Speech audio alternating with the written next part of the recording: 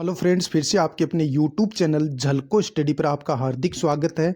आज अपन यानी कि थॉर्नडाइक, ब्रूनर और पियाजे और स्किनर इनके द्वारा जो भी अधिगम के सिद्धांत दिए गए हैं और उनसे रिलेटेड जो गत वर्ष एग्जाम में क्वेश्चन पूछे गए हैं, उन क्वेश्चनों को आज अपन इसी वीडियो में सोल्व करने वाले हैं। और क्वेश्चन लगभग अपन 94 क्वेश्चन हैं, उनको अपन सोल्व करेंगे जो बार बार एग्जाम में रिपीट होते हैं। पहला क्वेश्चन, एक शिक्षक अपनी कक्षा में थॉर्नडाइक के सिद्धांत को लागू करने जा रहा है, निम्नलिखित में से क्या शिक्षक को लागू नहीं करना चाहिए?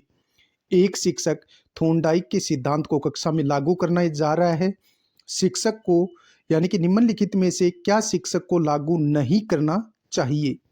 ऑप्शन ए दे रखा है, बच्चों को तैयार किया जाना चाहिए तथा उन्हें कार्य सीखने हेतु सही रूप से प्रेरित किया जाना चाहिए। बिल्कुल सही है। बच्चों को नई चीज सीखने हेतु खोज विधि के लिए उन्मुख किया जाना चाहिए। उचित अभ्यास तथा ड्रिल कार्य किया जाना चाहिए, यह कथन भी सही है। जहां तक हो शिक्षक को पुरस्कार का उपयोग सही रूप में करने की कोशिश करनी चाहिए, तो यह कथन भी सही है। लेकिन बच्चों को नई चीजें सीखने हेतु खोज विधि के लिए उन्मुख किया जाना चाहिए, तो ये स्टेटमेंट गलत है। तो ऑप्शन 2 अपना राइट आंसर हो जाएगा। यानी कि इस सिद्धांत के अंदर बच्चों को नई चीजें खोजने के लिए उन्मुख नहीं किया जाता, तो ऑप्शन 2 अपना राइट आंसर हो जाएगा। नेक्स्ट क्वेश्चन नंबर 2 और दूसरा क्वेश्चन पूछा गया है रीट लेवल सेकंड 2017 में, रिक्त स्थान बाल्यावस्था के दौरान अपने तथा दूसरों के नजरिए में फर्क करने में अयोग्यता को दर्शाता है। केंद्रस्थ जिसे बोलते हैं सेंट्रिसिज्म, आत्म केंद्रस्थ जिसे बोलते हैं ईगोसेंट्रिसिज्म, जनात्मकवाद जिसे बोलते हैं एनिमिज्म, इनमें से कोई नहीं। तो यानी इसका राइट आंसर हो जाएगा आत्म केंद्रस्थ यानी ईगोसेंट्रिसिज्म। और आत्म केंद्रस्थ अवस्था होती है 2 से लेकर 4 वर्ष तक। क्वेश्चन क्या पूछा गया है, बाल्यावस्था के दौरान अपने तथा दूसरों के नजरिए में फर्क करने में अयोग्यता को दर्शाता है। यानी 2 से 4 वर्ष का जो बालक होता है वो आत्म केंद्रित बालक होता है। क्वेश्चन बस यही है, लेकिन क्वेश्चन की भाषा है वो घुमा दी गई है।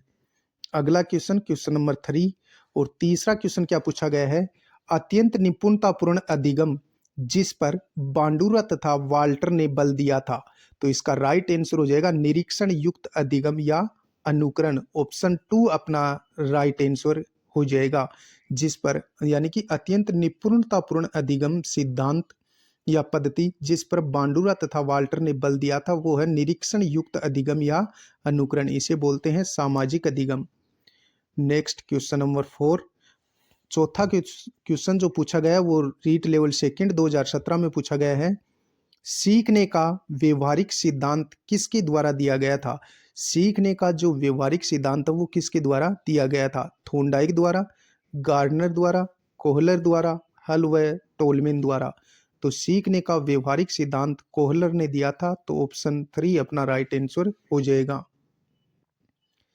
अगला अपना क्वेश्चन है क्वेश्चन नंबर 5, एक विशेष स्तर पर बच्चे मौलिक तर्क का इस्तेमाल करना शुरू कर देते हैं तथा सभी प्रकार के प्रश्नों का जवाब जानना चाहते हैं।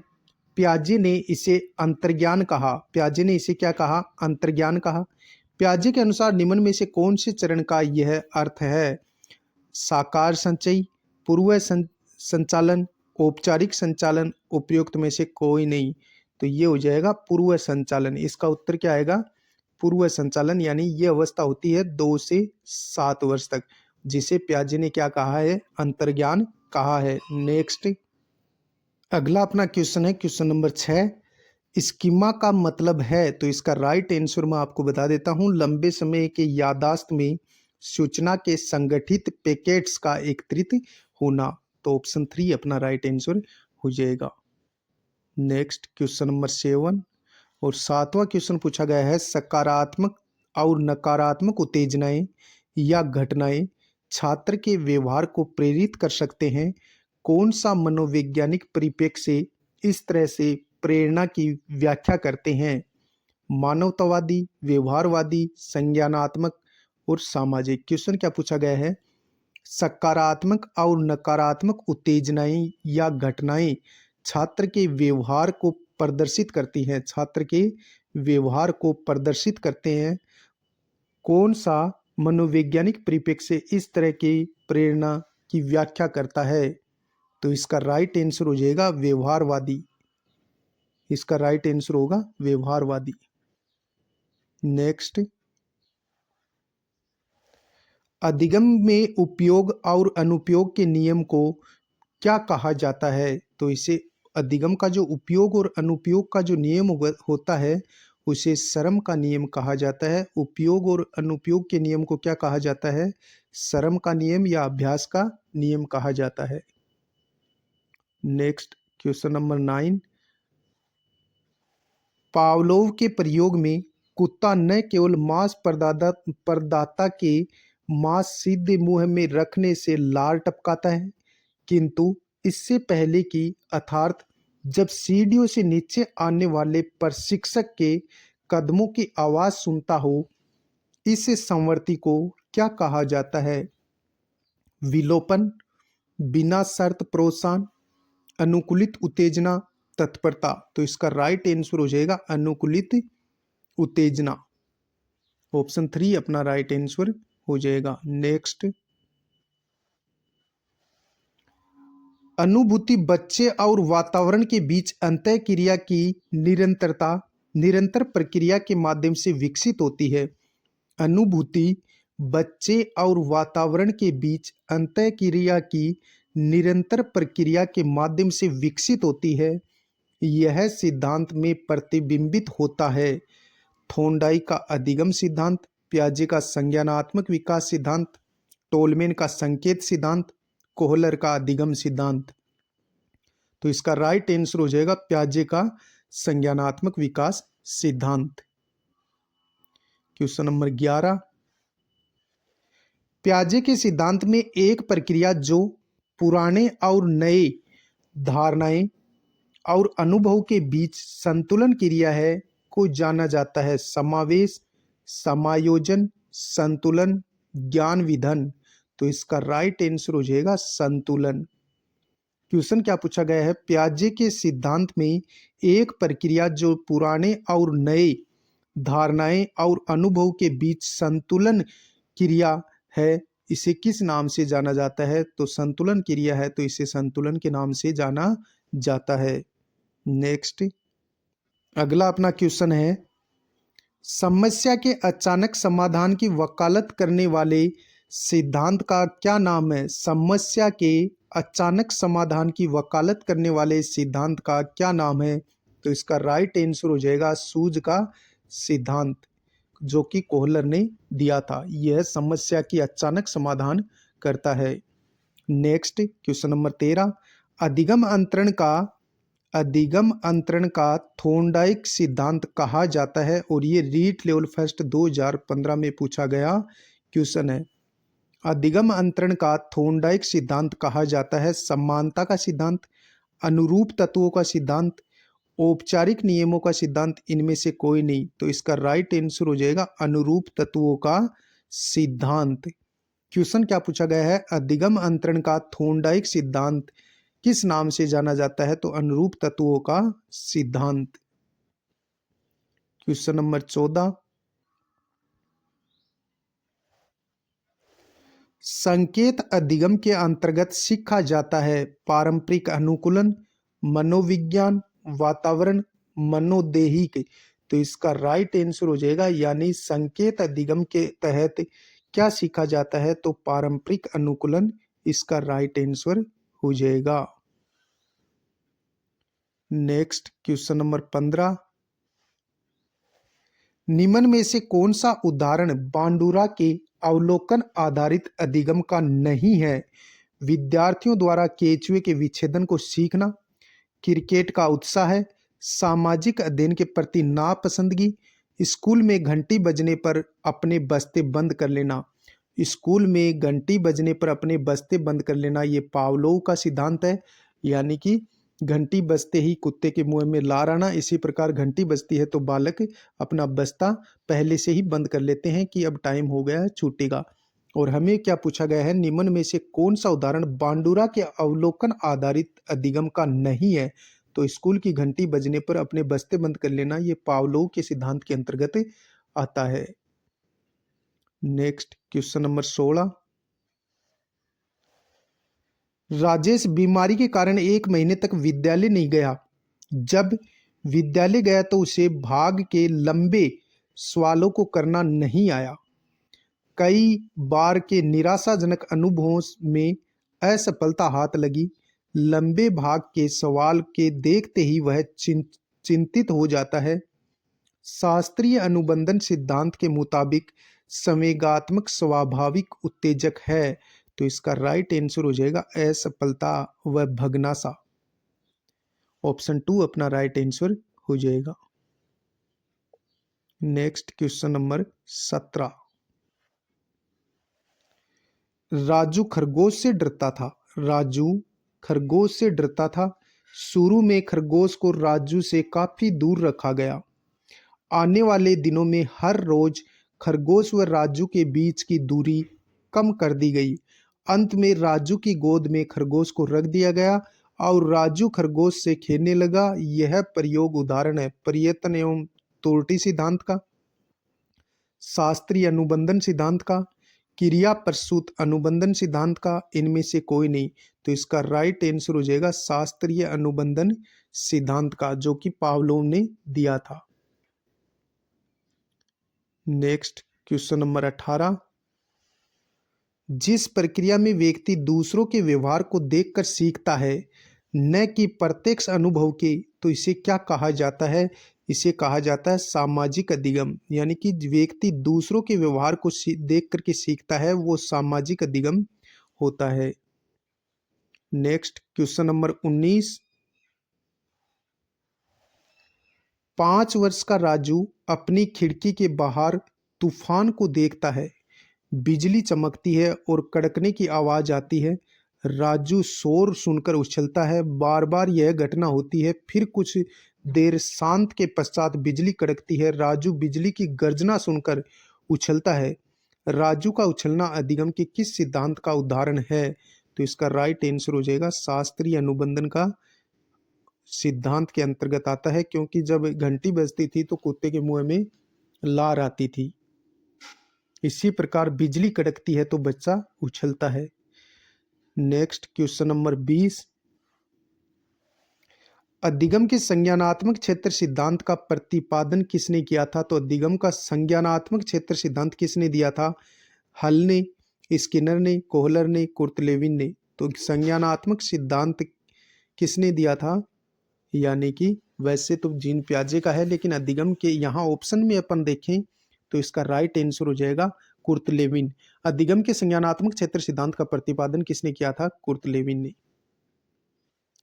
Next question number 21। व्यक्ति अपनी गलतियों से सीखता है, यह कथन अधिगम के किस सिद्धांत पर आधारित है? शास्त्रीय अनुबंधन पर, अंतर्दृष्टि पर, प्रयास एवं त्रुटि पर, यांत्रिक अनुबंधन पर। तो यानी व्यक्ति अपनी गलतियों से सीखता है, यह कथन अधिगम के किस सिद्धांत से है? प्रयास एवं त्रुटि के सिद्धांत से। Question number 22। 22वां क्वेश्चन क्या कह रहा है? एक महत्वपूर्ण अधिगम सिद्धांत यह है कि नई अनुक्रिया का सुदृढ़ीकरण किया जाता है पुनर्बलन द्वारा, विभेदीकरण उद्दीपक द्वारा, प्रतिपुष्टि द्वारा और दंड द्वारा। एक महत्वपूर्ण अधिगम सिद्धांत यह है कि नई अनुक्रिया का सुदृढ़ीकरण किया जाता है पुनर्बलन द्वारा। किसके द्वारा? पुनर्बलन द्वारा।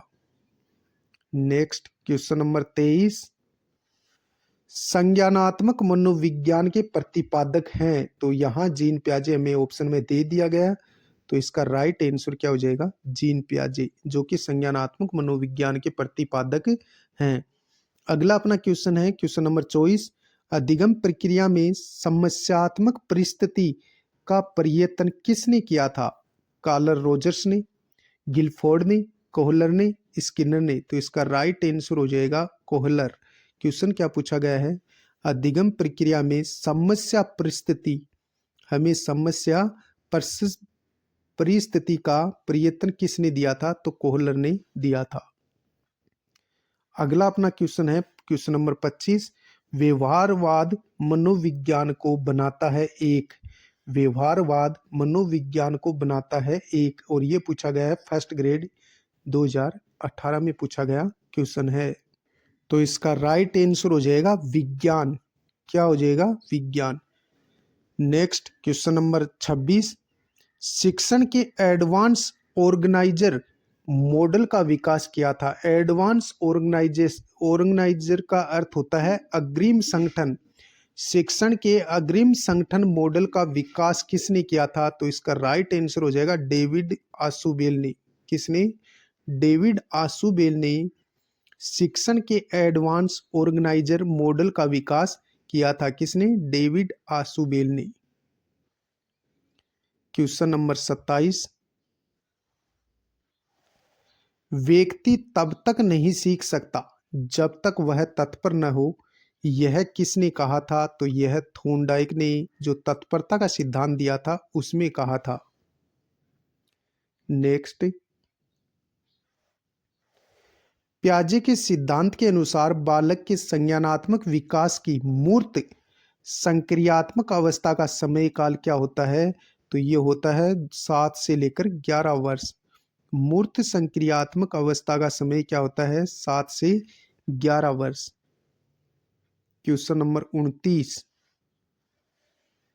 कबूतर को एक निश्चित संख्या में सही प्रतिक्रिया करने पर प्रशिक्षक द्वारा पुरस्कार देना किस प्रकार का पुनर्बलन आयोजन कहलाता है?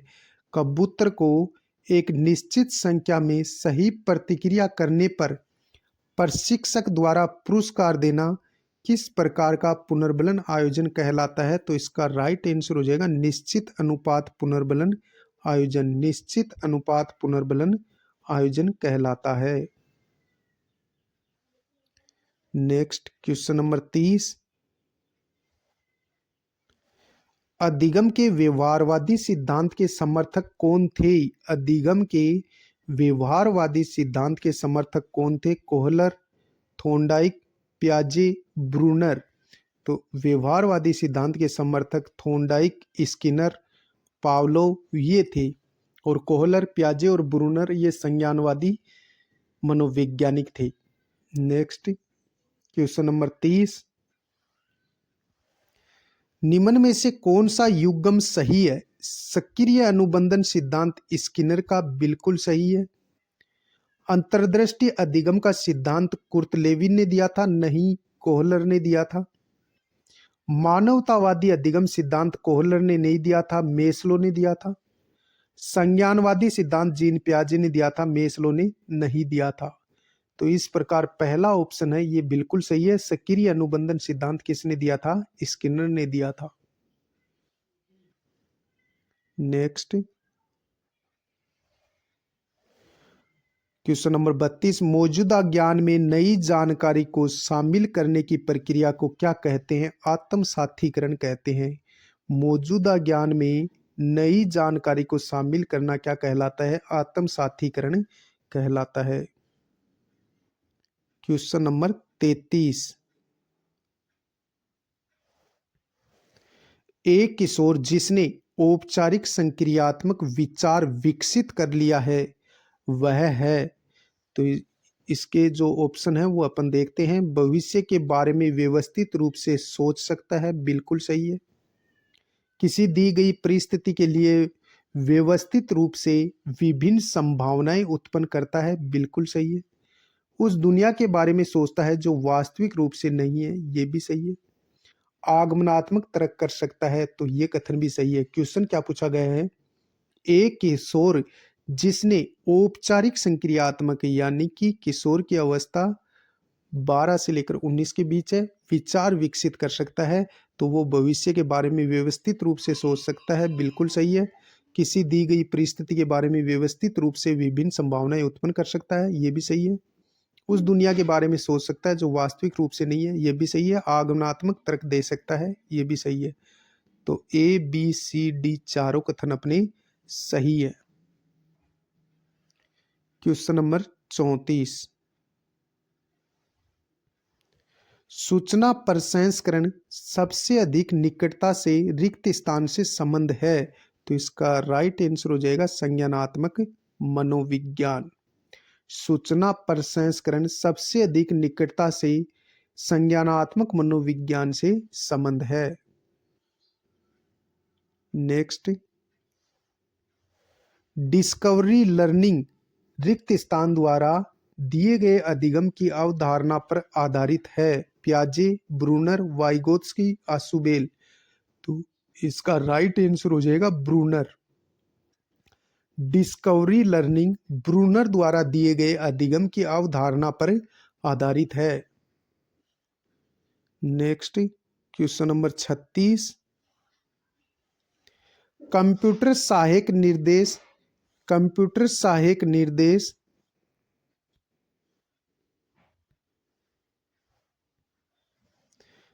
कंप्यूटर सहायक निर्देश के सिद्धांत पर आधारित है।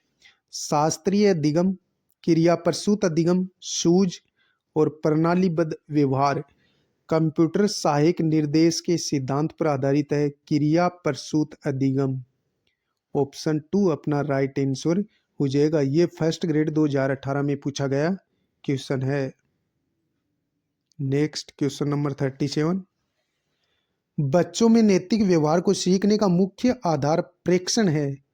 यह मत निम्न में से किस सिद्धांत का है? बच्चों में नैतिक व्यवहार को सीखने का मुख्य आधार प्रेक्षण है।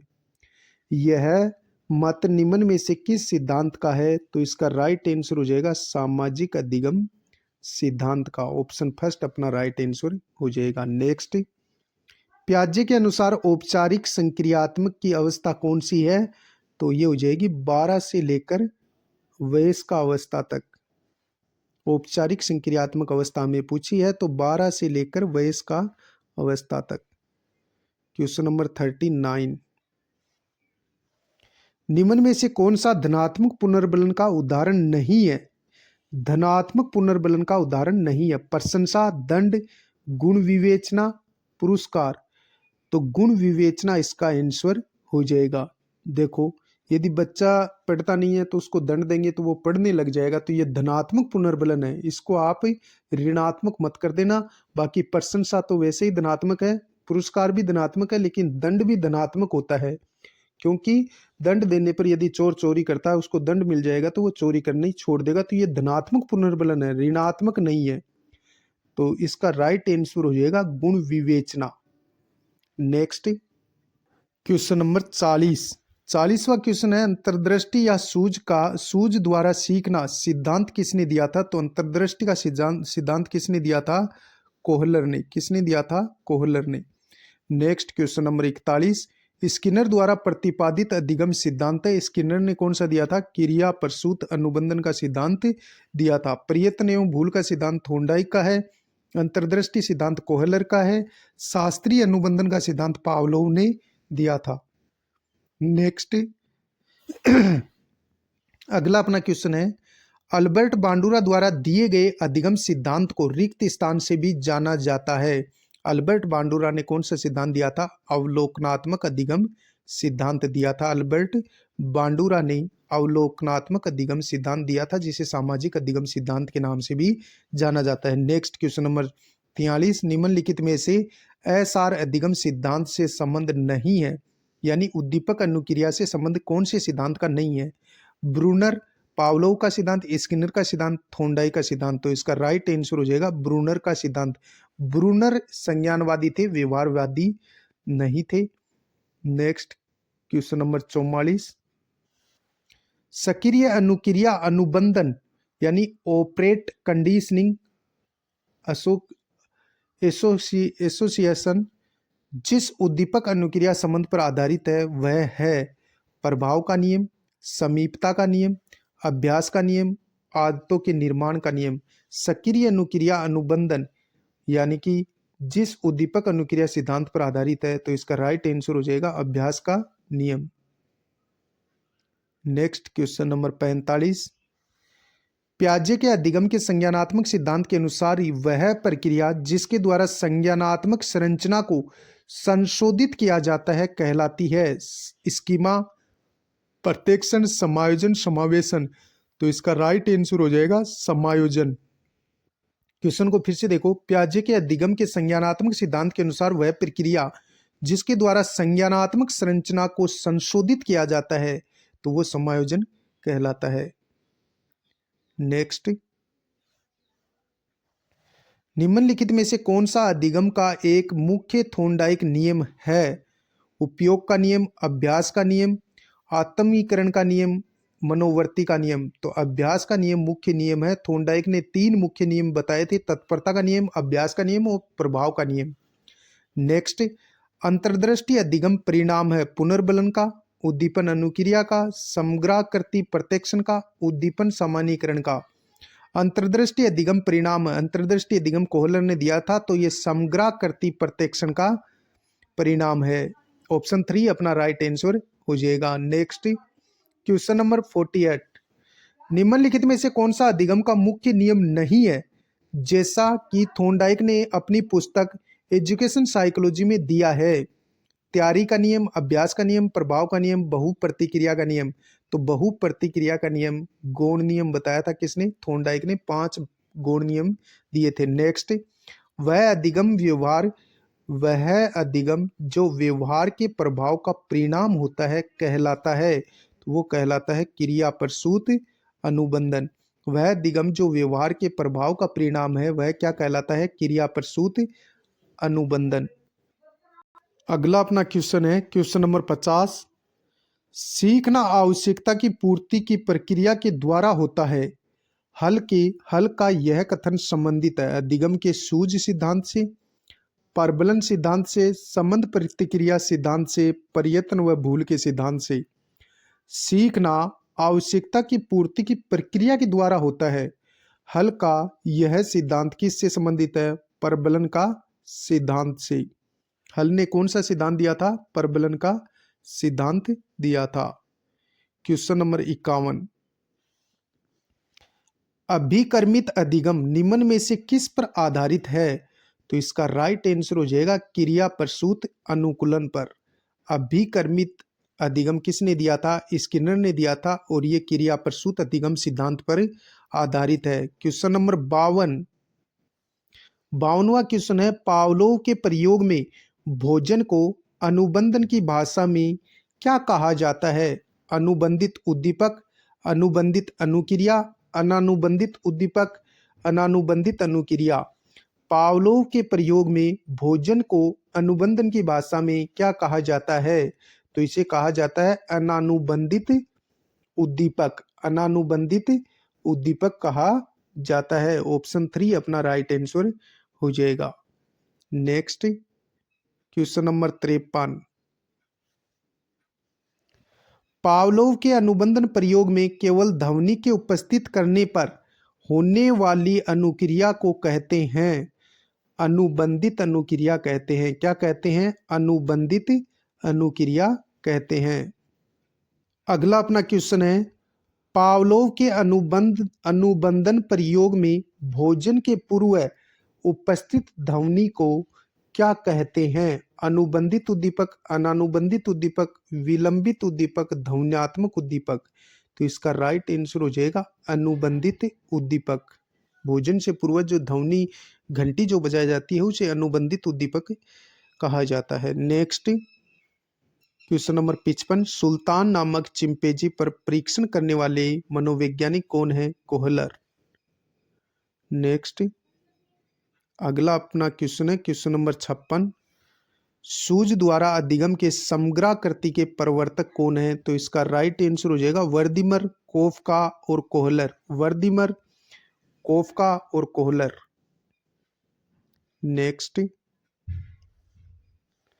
किस सिद्धांत को क्षेत्रीय सिद्धांत के नाम से भी जाना जाता है? तो समग्रवाद का जो सिद्धांत है उसे क्षेत्रीय सिद्धांत के नाम से भी जाना जाता है, जो कुर्ट लेविन ने दिया था। नेक्स्ट, क्वेश्चन नंबर 58, प्रयत्न व त्रुटि सिद्धांत के प्रतिपादक कौन थे? थोर्नडाइक थे। प्रयास और त्रुटि का सिद्धांत किसने दिया था? थोर्नडाइक ने। नेक्स्ट, प्रशिक्षण व अभ्यास संबंधित है संज्ञानात्मकवाद से, व्यवहारवाद से, निर्मितवाद से, उपरोक्त में से कोई नहीं। क्वेश्चन क्या है? प्रशिक्षण एवं अभ्यास संबंधित है व्यवहारवाद से। क्वेश्चन उत्तर अपना 2 राइट आंसर हो जाएगा। Next question number 60।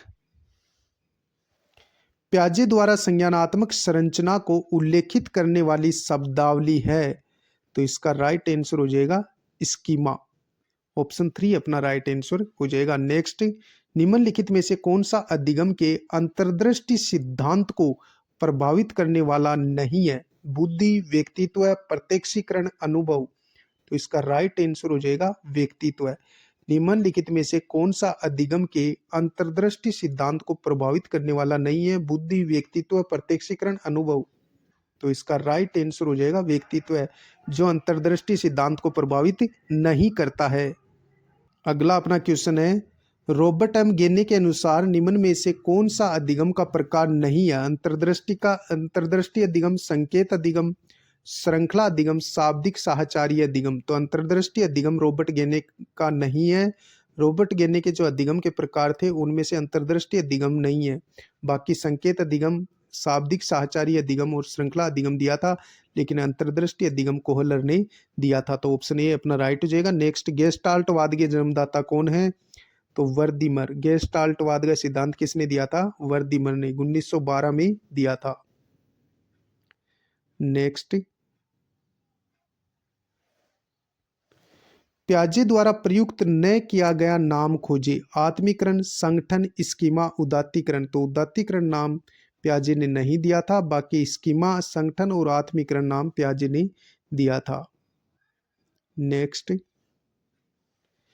प्याजे के अनुसार मनुष्य के संज्ञानात्मक विकास 4 महत्वपूर्ण चरणों में से होता है। इन चरणों से सही क्रम का चयन कीजिए। तो इसका सही आंसर हो जाएगा संवेदी तंत्रिका संक्रियात्मक अवस्था, पूर्व संक्रियात्मक अवस्था, तर्क बुद्धि संक्रियात्मक अवस्था और औपचारिक संक्रियात्मक अवस्था। ऑप्शन 4 अपना राइट आंसर हो जाएगा। अगला अपना क्वेश्चन है, व्यवहारवाद पर आधारित अधिगम सिद्धांत इस विश्वास को मानते हैं कि बालक स्वाभाविक अधिगम करता है, वातावरण व्यक्ति को बदल सकता है, सभी प्रकार का व्यवहार सीखा जा सकता है, प्रत्येक व्यक्ति सब कुछ सीख सकता है। क्वेश्चन क्या है? व्यवहारवाद पर आधारित अधिगम सिद्धांत इस विश्वास को मानते हैं कि सभी प्रकार का व्यवहार सीखा जा सकता है। ऑप्शन 3 राइट हो जाएगा। नेक्स्ट, निम्नांकित में से किसको अधिगम सिद्धांत पर अग्रणी कार्य के लिए नोबेल पुरस्कार दिया गया था? 1904 में पावलोव को दिया गया था। कुत्ते पर प्रयोग किया था पावलोव ने। नेक्स्ट, मनोविज्ञान के व्यवहारवाद का प्रतिपादन किस करने वाले हैं? मनोविज्ञान में व्यवहारवाद का प्रतिपादन करने वाले हैं John Dewey, Kohler, William James, J B Watson. तो व्यवहारवाद किसने दिया था? वाटसन ने 1913 में दिया था। Next, question number 69। पावलोव व स्किनर निम्न में से किससे संबंधित हैं? तो पावलोव और स्किनर व्यवहारवाद से संबंधित हैं। नेक्स्ट, अगला अपना क्वेश्चन है, मनोविज्ञान के किस संप्रदाय में तथ्यात्मक एवं वस्तुनिष्ठ प्रश्नों के अध्ययन के उपयोग पर बल दिया जाता है? मनोविश्लेषणवाद, संरचनावाद, व्यवहारवाद, संज्ञानवाद। तो इसका राइट आंसर हो जाएगा व्यवहारवाद। मनोविज्ञान के किस संप्रदाय में तथ्यात्मक एवं वस्तुनिष्ठ विधियों के अध्ययन के उपयोग पर बल दिया जाता है? व्यवहारवाद में। Question number 71। गेस्टाल्ट का अर्थ है पूर्णाकार, संज्ञान, अंतर्दृष्टि, अनुबंध। गेस्टाल्ट का अर्थ है पूर्णाकार या समग्राकृति। नेक्स्ट, थॉर्नडाइक द्वारा दिए गए अधिगम के 3 मुख्य नियमों में से निम्न में से कौन सा नियम नहीं है? प्रभाव का नियम, संबंधित परिवर्तन का नियम, अभ्यास का नियम, तत्परता का नियम। तो संबंधित परिवर्तन का नियम नहीं है, ये गौण नियम था। तो ऑप्शन 2 अपना राइट आंसर हो जाएगा। सूची 1 का 2 में मिलान करना है। सूची 1 का 2 में मिलान करना है। जॉन डीवी ने कौन सा दिया था? इसने दिया था कृत्यवाद। और स्किनर ने दिया था गेस्टाल्टवाद, कोपका ने दिया। वाटसन ने व्यवहारवाद दिया और स्किनर ने संरचनावाद जॉन डीवी और स्किनर ने संरचनावाद दिया। तो इस प्रकार अपना 4 ऑप्शन है ये सही हो जाएगा। अगला भी हमें सूची में मिलान करना है, एक सूची को दूसरी में मिलाना है। थोर्नडाइक ने उद्दीपक अनुक्रिया का सिद्धांत दिया, पावलोव ने अनुकूलित अनुक्रिया का सिद्धांत दिया और क्लार्क हल ने पुनर्बलन का सिद्धांत दिया था। कोहलर ने अंतर्दृष्टि का सिद्धांत दिया था। तो इस प्रकार हमें मैच करना था। क्वेश्चन नंबर 75, थोर्नडाइक के अधिगम नियम है अभ्यास का नियम, तत्परता का नियम, प्रभाव का नियम, उपयुक्त सभी।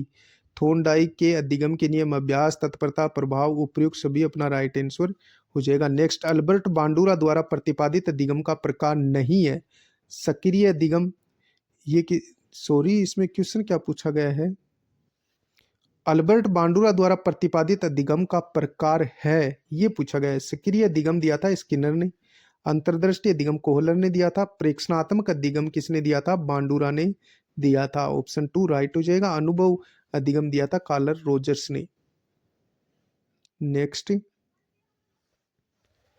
प्रयत्न व भूल सिद्धांत को दर्शाने के लिए थोर्नडाइक ने किस पर प्रयोग किया था? तो थोर्नडाइक ने भूखी बिल्ली पर प्रयोग किया था। नेक्स्ट, निम्नलिखित में से कौन सा आशुबेल द्वारा दिया गया अधिगम का प्रकार नहीं है? डेविड आशुबेल ने कौन सा अधिगम का प्रकार नहीं दिया था? विभेदीकरण सीखना, अभिग्रहण सीखना, रटकर सीखना, अन्वेषण सीखना।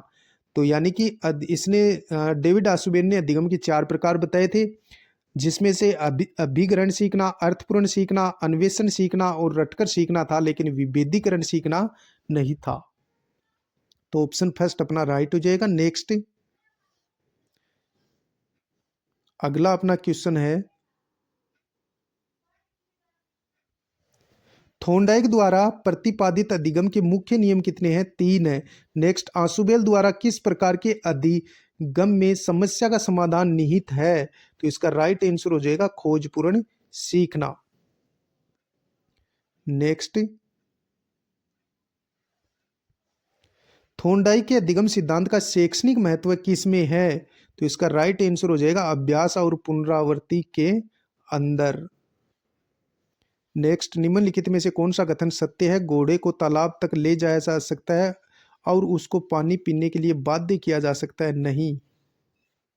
इसका राइट आंसर हो जाएगा घोड़े को तालाब तक ले जाया जा सकता है, लेकिन उसको पानी पीने के लिए बाध्य नहीं किया जा सकता। नेक्स्ट, पावलोव के शास्त्रीय अनुबंधन में पहले ध्वनि तत्पश्चात भोजन प्रस्तुत किया जाता है। यानी जो कुत्ता था उसके सामने पहले ध्वनि बजाता था पावलोव और फिर उसको भोजन देता था। नेक्स्ट, अगला अपना क्वेश्चन है, यह कथन कि एक उत्तेजक प्रतिमान जो एक बार प्रतिक्रिया के समय क्रियाशील है, यदि वह दोबारा होगा तो उसे प्रतिक्रिया को उत्पादित करने की प्रवृत्ति रखेगा, निम्न में से किस सीखने के सिद्धांत को इंगित करता है? फर्स्ट ग्रेड कॉमर्स 2015 में पूछा गया क्वेश्चन है। तो इसका राइट आंसर हो जाएगा गुथ्री का प्रतिस्थापन का सिद्धांत। ऑप्शन 2 अपना राइट आंसर हो जाएगा। ये क्वेश्चन क्या है, बार बार यानी कि इन्हीं क्वेश्चनों की भाषा है, प्रश्नों की उसको चेंज की जाती है, बाकी इन्हीं क्वेश्चनों को बार बार रिपीट किया जाता है। एग्जाम में यही क्वेश्चन घूम फिर करके वापस आते हैं। Question number 85, B.F. स्किनर के अनुसार बच्चों में भाषा का विकास निम्नलिखित का परिणाम है? व्यवहार में प्रशिक्षण, अंतर्जात योग्यता, परिपक्वन, अनुकरण एवं पुनर्बलन। तो स्किनर के अनुसार बच्चों में भाषा का विकास निम्नलिखित का परिणाम है अनुकरण तथा पुनर्बलन। ऑप्शन 2 अपना राइट आंसर हो जाएगा। क्वेश्चन नंबर 86, सामाजिक अधिगम आरंभ होता है? तो सामाजिक अधिगम संपर्क से आरंभ होता है। ऑप्शन 3 राइट हो जाएगा। फर्स्ट ग्रेड बायोलॉजी में पूछा गया क्वेश्चन है 2015 में। नेक्स्ट, बालक के संज्ञानात्मक विकास के क्षेत्र में योगदान देने वाले मनोवैज्ञानिक हैं? तो जीन पियाजे, जिन्होंने संज्ञानात्मक विकास का सिद्धांत दिया था। नेक्स्ट, पियाजे के अनुसार नैतिक विकास की अवस्था इंगित करती है संक्रमण अवस्था, एक तो संक्रमण अवस्था हो जाएगी, एक आत्म केंद्रीयता अवस्था हो जाएगी। तो ऑप्शन 3 अपना राइट आंसर हो जाएगा। नेक्स्ट, पियाजे के अनुसार संज्ञानात्मक विकास की वह अवस्था जिसमें वस्तु स्थायित्व प्रदर्शित होता है, तो वो हो जाएगी इंद्रिय गति काल, यानी कि 0 से 2 वर्ष तक की यह अवस्था होती है जिसमें वस्तु स्थायित्व प्रदर्शित होता है। क्वेश्चन नंबर 90, पियाजे के अनुसार पूर्व संक्रियात्मक अवस्था की विशेषता क्या है? पूर्व संक्रियात्मक विशेषता है, पूर्व संक्रियात्मक अवस्था की विशेषता है प्रतिमूर्ति निर्माण, और ये होती है 2 से 7 वर्ष। तो ऑप्शन फर्स्ट अपना राइट आंसर हो जाएगा। नेक्स्ट, पियाजे के संज्ञानात्मक विकास के जो कारक अनिवार्य माने हैं, पियाजे ने संज्ञानात्मक विकास के जो कारक अनिवार्य माने हैं उनमें से नहीं है जैविक परिपक्वता, भौतिक परिवेश के अनुभव, सम समायोजन और कक्षा कक्ष के अनुभव। तो इसका राइट आंसर हो जाएगा कक्षा कक्ष के अनुभव। पियाजे के संज्ञानात्मक विकास के जो कारक अनिवार्य माने उनमें से नहीं है कक्षा कक्ष के अनुभव, बाकी जैविक परिपक्वता, भौतिक परिवेश के अनुभव और सम समायोजन तो ये तो है, लेकिन कक्षा कक्ष के अनुभव नहीं है। क्वेश्चन नंबर 92, निम्नलिखित में से कौन सी अवस्था संपर्तियों के संपूर्ण विकास की अवस्था है? तो औपचारिक संक्रियात्मक अवस्था हो जाएगी अमूर्त संक्रियात्मक अवस्था, यानी चौथी अवस्था बताई थी किसने? जीन पियाजे ने। नेक्स्ट, पियाजे के अनुसार विकास की अवस्थाओं में वह अवस्था जिसमें बालक अनभिज्ञ होता है कि यद्यपि कोई वस्तु दिखाई नहीं दे रही फिर भी वह अस्तित्व में है, वह अवस्था कहलाती है। तो वह कहलाती है संवेदी गामक अवस्था 0 से 2 वर्ष की, यानी वस्तु स्थायित्व की अवस्था।